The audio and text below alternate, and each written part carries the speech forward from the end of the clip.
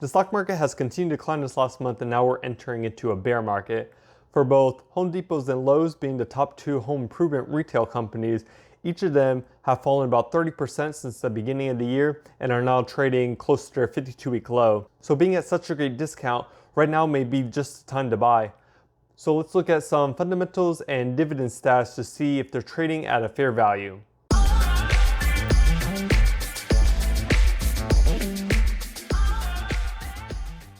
First up, we'll be looking at Home Depot, ticker symbol HD.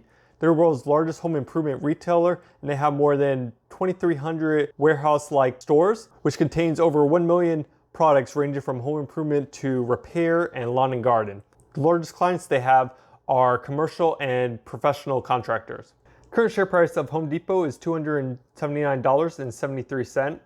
From the start of the year, they have fallen 31.55%. And just within this last week, they have fallen 5.27%.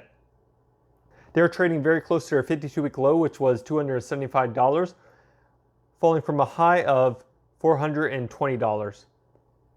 Their current market cap is $297 billion, and their current PE is 16.87. Looking at their revenue, about 5 years ago, it was $101 billion, and currently today it's $152.57 billion. So they've been increasing year over year for the last 5 years. Scroll down here to net income. About 5 years ago, their net income profit was $9 billion, and today they are at $16.52 billion. So just like the revenue, they've been increasing their profit year over year for the last 5 years. Next, looking at their shares outstanding. So scrolling down here, want to see if they're buying back their shares. So about 5 years ago, they were at 1.15 billion, and currently they're at 1.03 billion, so they're definitely buying back shares. Over on the balance sheet, what we'll be looking at to see if they have more assets than do liabilities. First, we can look at their cash they have. So for the last 2 years, it's been around 2 billion, which was a fall from, we had like 7, 6, 4.5, 5. So it has decreased, probably due to craziness in 2020. Scrolling down here for their long-term assets, we do see currently they're at 42.7 billion, which is pretty close to the average from the last couple of years. Scrolling down once again for their long-term liabilities, they're sitting at $47.89 billion, which is higher than their long-term assets. And it seems, looking back the last couple of years, that they're generally always above their long-term assets. On their cash flow sheet, scrolling down here, we'll be looking at free cash flow. And how you calculate free cash flow is from cash from operations minus your capital expenditures. So right here, we want to see if their free cash flow is growing the last couple of years. So going back about 5 years, we're at 9.45.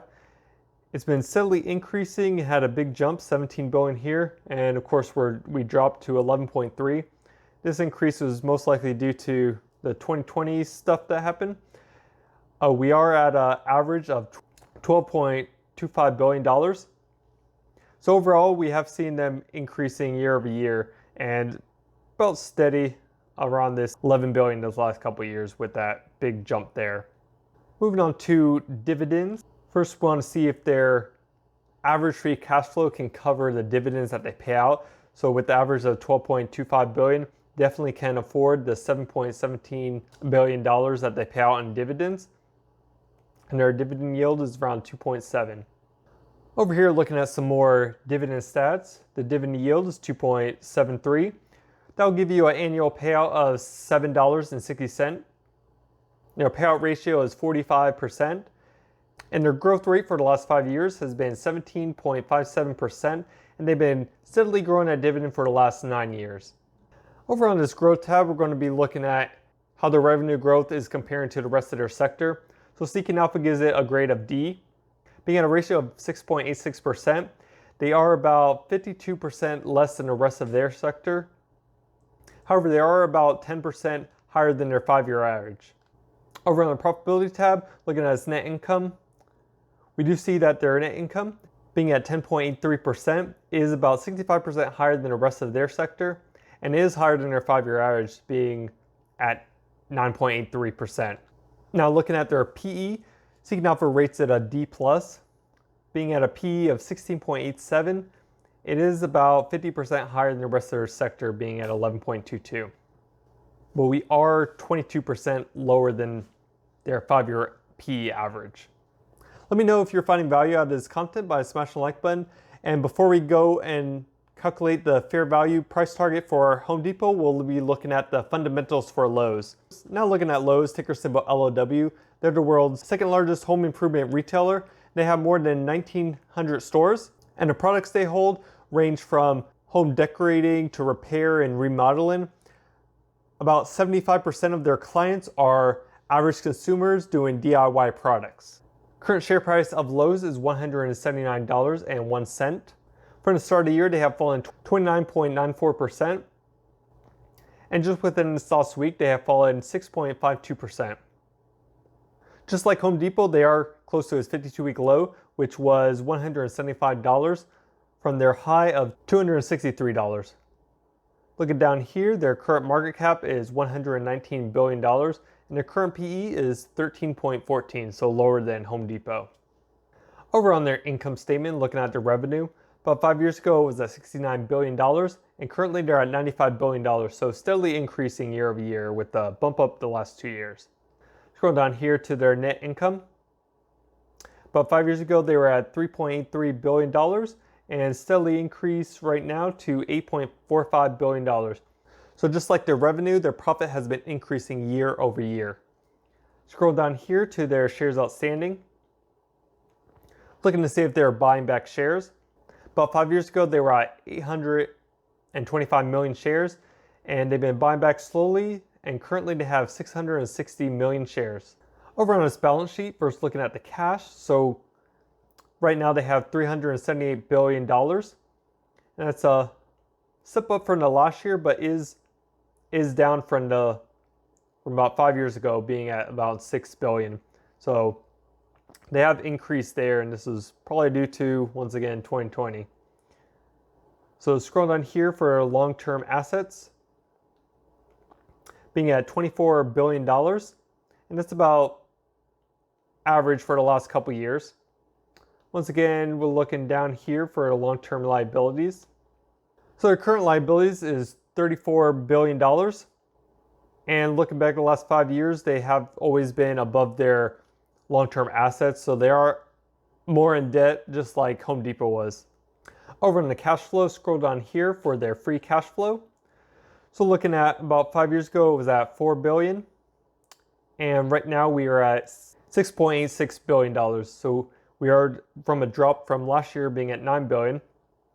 Just like Home Depot had that spike up to $17 billion there. The average for the last 5 years is $5.77 billion. So let's go see if that's more than the payout they have from dividends. So with their 5-year average, they can definitely afford the $2 billion of dividends that they pay out year over year. Over on this dividend summary, they have a dividend yield of 2.36%, so that is lower than Home Depot. That'll give you a payout of around $4.20 annually. Their payout ratio is 26%, so about half of what Home Depot has. And their growth rate for the last 5 years has been 17.98%. And they've been growing that dividend for the last 58 years, making them a dividend king. Over on this growth tab, for its revenue growth, Seeking Alpha gives it a D-. Having a ratio of 3.65%, that's about 75% lower than the rest of their sector. And it is lower than their 5-year average, about 30% lower. Looking at their net income, so the ratio is at 8.85%, which is about 35% higher than the rest of their sector. And it is about 53% higher than their 5-year average, which is a good sign. Looking at their PE, Seeking Alpha gives it a grade of C, being at a value of 13.14. That's about 17% higher than the rest of their sector. And the one good thing is it's about 28% lower than their 5-year average. Moving over to Stock Analyzer, I'll start off with Home Depot and then I'll show Lowe's. Let me know down in the comments what your price targets are and if you have similar thoughts or different ones than the price targets that I'm going to show here. So for Home Depot, on the revenue growth, between the two, I think that since they're a lot larger than Lowe's, they're going to have a slower growth. So I have the revenue growth range from 1% to 5%. For the profit margin and free cash flow, since they have been steadily increasing, I'm going to leave it around the 5-year average. So going from around 8 to 10%, and then over here, 8 to 10% again. And then the PE and the free cash flow for both Lowe's and Home Depot, I'll have a range from 12 to 16. Also with the rate of return of 10%. So scrolling down here, for my assumptions that I have above, I think that Home Depot is still overpriced. The share price is dropping, which is a good sign, so it most likely will begin to enter here if the stock market continues to decline like it has the last couple months. So being at a high assumption of around 260 and a mid assumption around close to the 200s, those lower 200s is my price target that I'm looking at for Home Depot. Next for Lowe's, just going over here for the revenue growth, I do see that since they're a smaller company, they'll have more potential for growth than Home Depot does. So I put the revenue growth from 2 to 6%. Just like Home Depot, since Lowe's profit has been increasing steadily the last couple years, I'll keep it around this 5-year average. So from 5 to 7, and then 6 to 7 for the free cash flow. And once again, for the PE and the free cash flow, going from a range of 12 to 16 with a return of 10%.